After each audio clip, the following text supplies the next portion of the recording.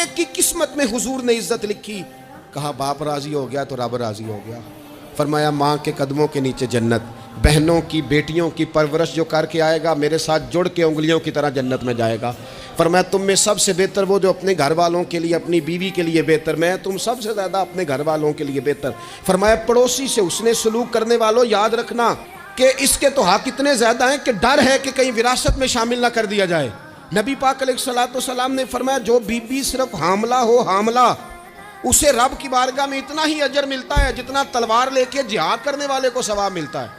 और जब उसके यहाँ बच्चे की विलादत होती है अल्लाह उसे शहीद जितना दर्जा देता है। और जब वो बच्चे को दूध पिलाती है तो एक एक घूंट के बदले रब गुलाम आज़ाद करने का सवाब अता करता है।